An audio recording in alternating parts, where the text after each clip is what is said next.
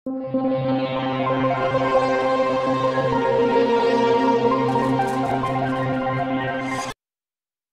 Kota Kediri Abdullah Abu Bakar meluncurkan aplikasi program pemantauan ibu, anak, dan siklus kehidupan atau PAPI Asik di Ballroom Lotus Garden Rabu 16 November. Aplikasi ini akan mendata seluruh ibu hamil dan mengkategorikan ibu hamil berdasarkan resikonya. Aplikasi PAPI Asik melayani seluruh ibu hamil di Kota Kediri.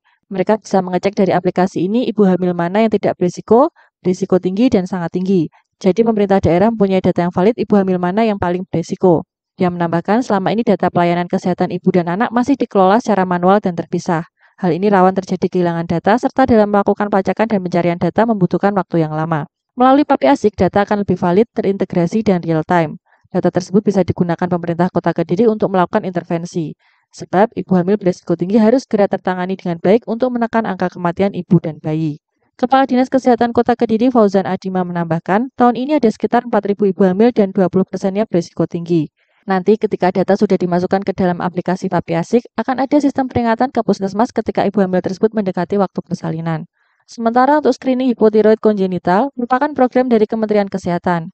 SHK dilakukan pada bayi baru lahir dalam kurun waktu 48 hingga 72 jam dengan mengambil darah 2 hingga 3 tetes untuk melakukan pemeriksaan laboratorium. Nantinya bisa dideteksi apakah bayi tersebut menderita penyakit kongenital atau berisiko terkena penyakit kongenital. Fauzan Adima berharap semua masyarakat bisa teredukasi dengan baik mengenai aplikasi PAPI Asik dan SHK ini. Dengan begitu, nantinya bisa terbentuk sumber daya manusia di Kota Kediri yang berkualitas.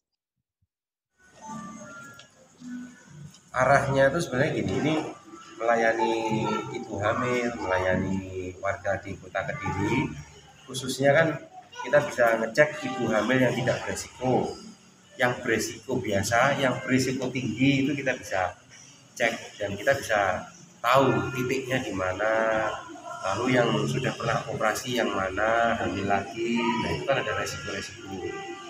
Nah, hal ini sebenarnya untuk mengurangi ibu yang meninggal, karena ibu yang beresiko tinggi itu ya dekat sekali dengan kematian, kan biasanya seperti itu. Nah, karena ini penting sekali masalahnya dengan masalah nyawa, maka saya kira kita perlu punya software, kita perlu punya aplikasi gitu ya, yang based on data gitu, diisi oleh kader-kader di posyandu. Nah, teman-teman yang ada di puskesmas itu bisa melihat secara langsung. Kalau nanti itu kita temukan di situ ada, oh ini ternyata orangnya nggak mampu, ya, kita bisa bantu mereka. Nah, jadi contohnya seperti itu. Oh ini ada anak stuntingnya seperti apa, titiknya di mana, ini kita bisa tahu semuanya. Jadi ibaratnya kalau kita mau intervensi pakai program itu tepat sasaran terus pada orangnya.